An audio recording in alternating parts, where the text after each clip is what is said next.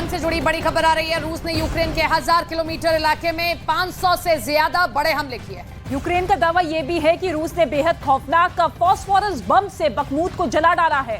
Phosphorus बम के हमले से यूक्रेन में भारी तबाही हुई है।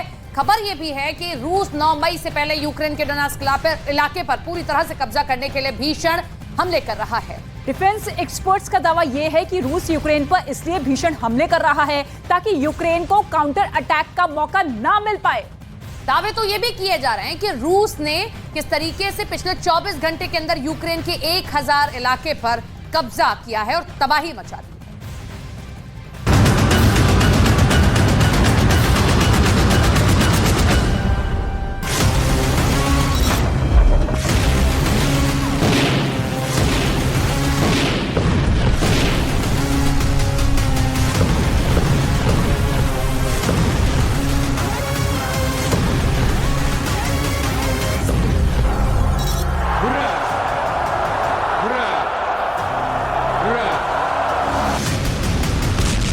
जिस भयानक और भीषण युद्ध से रूस और यूक्रेन दोनों बच रहे थे, क्या वो अब शुरू हो चुका है? क्या रूस का ये दावा सही है कि पूर्वी यूक्रेन के 1000 किलोमीटर सीमा पर पिछले 24 घंटे में यूक्रेन के 800 से ज्यादा सैनिक मारे जा चुके हैं?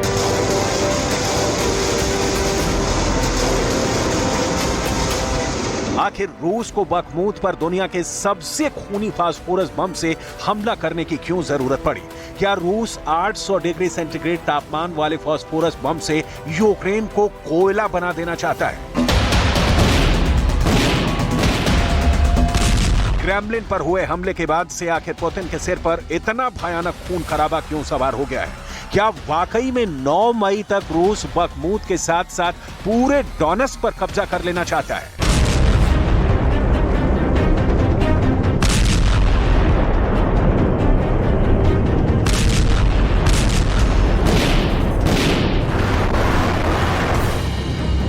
पुतिन का धरती फाड़ युद्ध। डिफेंस एक्सपर्ट्स के मुताबिक अब यूक्रेन की जमीन पर पुतिन का धरती फाड़ युद्ध शुरू हो चुका है। जो रिपोर्ट वॉर जोन से सामने आ रही है वो हैरान करने वाली है। पिछले 24 घंटे में रूस ने पूर्वी यूक्रेन के Bakhmut, Donbas, Donetsk, Kherson, Kharkiv, Odesa और ज़ैपोरिज़िया पर 500 से ज्यादा हमले किए हैं। रिपोर्ट के मुताबिक रूस की फौजों ने सिर्फ 1 घंटे के अंदर 300 तोपों से 800 राउंड गोले यूक्रेन के पूर्वी हिस्से पर दागे हैं, जबकि कुछ यूक्रेन के कमांडर्स का दावा है कि रूस ने सुबह 4 बजे से लेकर रात 12 बजे तक यूक्रेन के डोनेट्स्क और ज़ैपोरिज़िया पर एक साथ 3 तरफ से हमले किए हैं। रूस के ये हमले कितने प्रचंड हैं कि यूक्रेन की फौज काउंटर अटैक तक ही नहीं कर पा रही। इस वक्त यूक्रेन पूर्वी यूक्रेन के डोनेट्स्क, ज़ैपोरिज़िया और क्राइमिया में रूस के खिलाफ बड़ा काउंटर अटैक करने की कोशिश कर रहा है, लेकिन पिछले 48 घंटे में यूक्रेन के कम से कम 20 काउंटर अटैक फेल हो चुके हैं। हालांकि यूक्रेन भी दावा कर रहा है कि उसने रूस के कम से कम 35 हमलों को नाकाम कर दिया है। हम आपको बताने जा रहे हैं कि कैसे पूर्वी यूक्रेन की 1000 किलोमीटर की सीमा पर रूस ने मौत का तांडव मचा रखा है। पुतिन का धरती फाड़ युद्ध। पिछले 24 घंटे में रूस ने यूक्रेन की पूर्वी सीमा के 1000 किलोमीटर इलाके में प्रचंड हमले किए हैं। 1000 किलोमीटर सीमा पर रूस के 3000 टैंक इस वक्त हमला कर रहे हैं, जबकि इसी इलाके में रूस की एयरफोर्स के 300 फाइटर जेट यूक्रेन के इलाके में दिन रात बम बरसा रहे हैं। जानकारों का दावा है कि रूस यूक्रेन के काउंटर अटैक को रोकने के लिए भीषण हमले कर रहा है। रूस और यूक्रेन की भीषण जंग के बीच ज़ैपोरिज़िया से 70,000 लोग भाग चुके हैं, जबकि पूर्वी यूक्रेन के 10 छोटे शहर और गांव पूरी तरह से शमशान बन चुके हैं। दावा किया जा रहा है कि रूस के हमले में सिर्फ 24 घंटे में यूक्रेन के 800 सैनिक मारे जा चुके हैं। 800 डिग्री सेंटीग्रेड का बम, कोयला बना यूक्रेन। रूस के खूंखार हमलों की तीव्रता का इसी से अंदाजा लगाया जा सकता है कि अकेले बखमूत को ही रूस ने भून कर रख दिया है। पिछले 24 घंटे में रूस ने दुनिया के सबसे बेरहम माने जाने वाले फास्फोरस बम से यूक्रेन के बखमूत पर हमला किया है। जहां देखिए पूरा बखमूत फास्फोरस बम के शोलों से दहक रहा है। 800 डिग्री सेंटीग्रेड फास्फोरस बम बखमूत।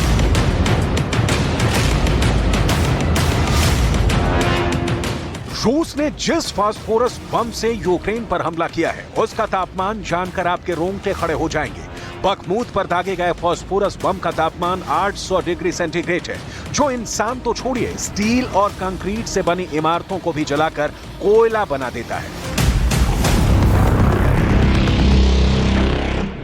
रूस पर आरोप लगाया गया है कि उसने बखमूत पर फास्फोरस बमों की भीषण बारिश की है। यूक्रेनी सेना द्वारा जारी किए गए एपोकैलिप्टिक शैली के ड्रोन फुटेज में बेहद ज्वलनशील और जहरीले रसायन से बना फास्फोरस बम पूरे बखमूत को जला रहा है।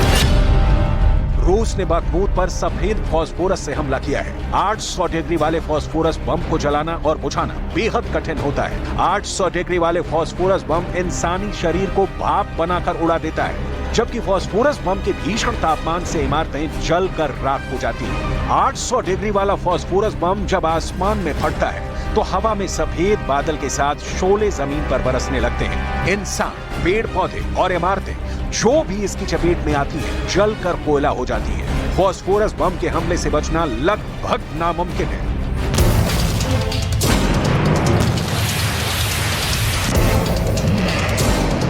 डिफेंस एक्सपर्ट्स का दावा है रूस 9 मई तक बखमूत के साथ साथ डोनेस्क पर भी पूरी तरह से कब्जा कर लेना चाहता है। इसीलिए रूस यूक्रेन की राजधानी कीव से लेकर बखमूत तक और बखमूत से लेकर डोनेस्क तक 3 तरह से हमले सिर्फ 1 घंटे में कर रहा है। रूस के 3000 टैंक जहां जमीन से यूक्रेन के सैनिकों पर हमले कर रहे हैं,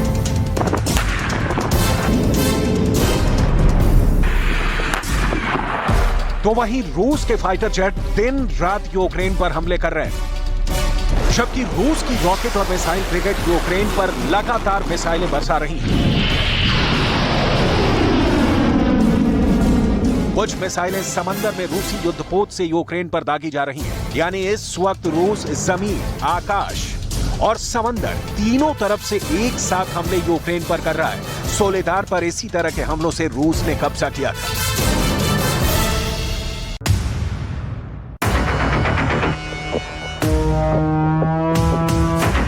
वहीं दूसरी तरफ खुफिया एजेंसियों से जो खबर मिल रही है वो हैरान करने वाली है। दावा किया जा रहा है कि पोलैंड की जमीन से रूस के खिलाफ जंग शुरू हो चुकी है। यहां तक कि अमेरिका के टॉप 3 जनरल इस वक्त पोलैंड में मौजूद हैं, जो रूस और पोलैंड की सीमा पर अमेरिका के सैनिकों को खास मोर्चे से हमला करने के लिए तैयार कर चुके हैं। जानकारों के मुताबिक अमेरिका और नाटो के सामने अब करो या मरो वाली स्थिति आ चुकी है। पहले आप ये देख लीजिए कि पोलैंड की जमीन से रूस पर हमला करने के लिए अमेरिका के कितने सैनिक और हथियार पहुंच चुके हैं। फिर हम आपको बताएंगे कि पुतिन से यूक्रेन, अमेरिका और नाटो इतना ज्यादा क्यों घबराए हुए हैं कि उन्हें रूस पर हमला करने के लिए पोलैंड में नाटो और अमेरिका की फौजों को भेजना पड़ा है। जरा देखिए, दावों के मुताबिक अब यूक्रेन की जंग पोलैंड की जमीन से शुरू हो चुकी है। नाटो के 31 देशों के हजारों हथियार और सैनिक पोलैंड पहुंच चुके हैं।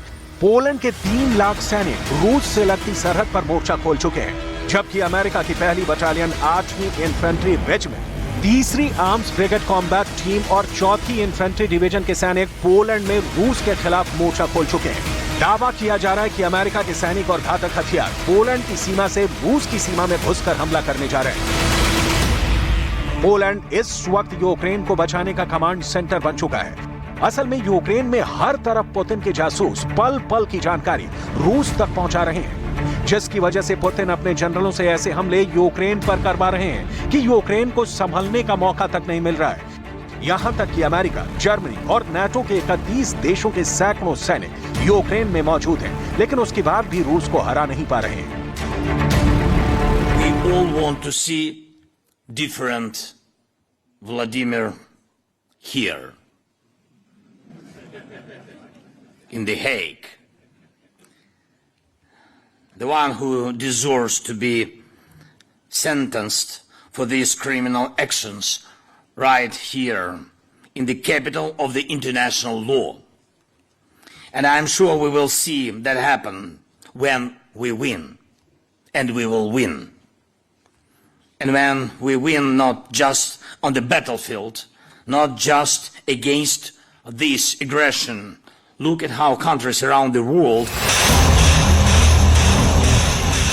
अब सवाल उठता है कि जब रूस पूर्वी यूक्रेन को कब्रिस्तान बना रहा है तो फिर अमेरिका, जर्मनी, फ्रांस, फिनलैंड और ब्रिटेन समेत नाटो के 31 देश यूक्रेन की मौत का तमाशा क्यों देख रहे हैं? कुछ खुफिया रिपोर्ट के मुताबिक रूस के खिलाफ नाटो और पश्चिमी देश बहुत बड़ा वॉर प्लान चला रहे हैं। नाटो को लगता है कि अगर रूस की 5 लाख सेना यूक्रेन के बहुत बड़े इलाके पर कब्जा करेगी तो रूस के कब्जे वाले इलाकों को ज्यादा हथियारों को सभी मोर्चे पर तैनात करना होगा और जैसे ही रूस ऐसा करेगा, रूस सभी मोर्चे से यूक्रेन पर लगातार घातक हमले नहीं कर पाएगा। इस बीच नाटो अपने घातक हथियारों को यूक्रेन पहुंचा देगा और रूस पर चुन चुन कर हमला करेगा ताकि बहुत बड़े इलाके में फैली रूसी फौज को बचने का मौका न मिले। अमेरिका के पेंटागन में लीक हुई रिपोर्ट में दावा किया गया है कि यूक्रेन में रूस के खिलाफ जंग करने के लिए नाटो देशों का बड़ा ऑपरेशन चल रहा है। 23 मार्च 2023 की इस अमेरिकी रिपोर्ट में दावा किया गया है कि यूक्रेन से रूस के खिलाफ 5 नाटो देश जंग में कूद पड़े हैं। अमेरिका के लीक डॉक्यूमेंट के मुताबिक रूस के खिलाफ अमेरिका, ब्रिटेन, फ्रांस, लातविया और द नीदरलैंड्स ने हमले शुरू कर दिए हैं। दावे के मुताबिक नाटो के 5 देश रूस के खिलाफ यूक्रेन और पोलैंड की जमीन से रूस पर हमले कर रहे हैं। Задачи, которые она преследует в рамках специальной военной операции. Устранить годами создававшиеся натовцами угрозы нашей безопасности непосредственно на наших границах и защитить людей, которых лишили провозглашенных многосторонними конвенциями прав, защитить их от публично заявленных киевским режимом прямых угроз истребления и изгнания с территорий, где столетиями жили их предки. Мы честно сказали, за что и за кого воюем. वॉर जोन से आ रही रिपोर्ट्स के मुताबिक रूस ने यूक्रेन में पूरब से लेकर दक्षिण तक सीरियल हमले दोबारा शुरू कर दिए हैं। रूसी सेना ने यूक्रेन के दक्षिणी क्षेत्रों और यूक्रेन की सीमा से लगे एक रूसी क्षेत्र में जोरदार हमले किए हैं। रूस इस वक्त टैंक, तोप और रॉकेट से हमले कर रहा है, जबकि पैदल सेना यूक्रेन के इलाकों पर कब्जा करने में जुटी है। यूक्रेन के सुमी, शर्मी, Zaporizhzhia, Luhansk oblast, Donetsk, Kherson, Kharkiv पर हमला करने में रूस ने पूरी ताकत झोंक दी है। इन इलाकों पर रूस ने जमकर बम बरसाए हैं। इस बीच यूक्रेन ने दावा किया है कि उसने डोनेट्स्क के ठीक पश्चिम में मारिंका शहर के पास रूसी सुखोई 25 जेट को मार गिराया है। यूक्रेन का यह भी दावा है कि मारिंका में बेहद खूनी जंग पिछले 1 हफ्ते से हो रही है, जबकि रूस दावा कर रहा है कि मारिंका शहर पर रूस के हमले में यूक्रेन की सेना बुरी तरह से तबाह हुई है। उसका तोपखाना और टैंक रूसी हमले में बर्बाद हो चुके हैं। ऐसे हालात में अब सवाल उठता है कि अगर हर दिन रूस यूक्रेन पर 500 हमले करता रहेगा तो फिर यूक्रेन को जंग में मरने से कौन बचाएगा? क्या अब नाटो यूक्रेन के मरने और हारने का इंतजार कर रहा है, या फिर यूक्रेन को बचाने के लिए अब नाटो रूस में घुसकर हमला करेगा?